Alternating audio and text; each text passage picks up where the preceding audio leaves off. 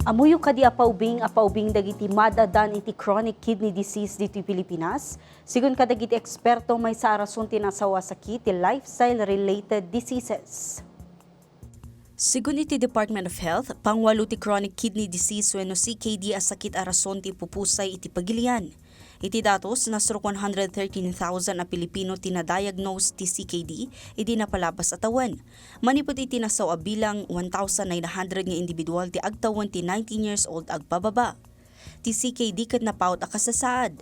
Dagiti batu wenno kidney ket ininot a mapukawan ti abilidad amang sagat ti rugit ti bagi manipod ti dara. Kang runan ang makagapu ti CKD ti diabetes mellitus, high blood pressure, repeated urinary tract infections, kan excessive use of kidney-damaging medications.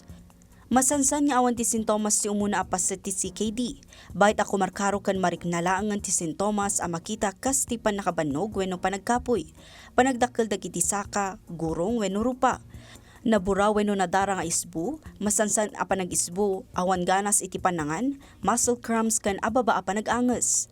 Mabalin tayo a prebentaran ti CKD baban iti panagbawas tayo iti panangan kadagiti naaapgad at taraon, panag-inom ti danom, panagliklik kadagiti painkillers, kan aktibo a lifestyle.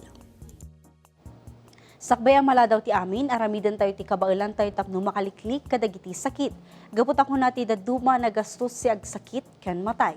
Ita, AMMOYO, barungal daw, barungadan.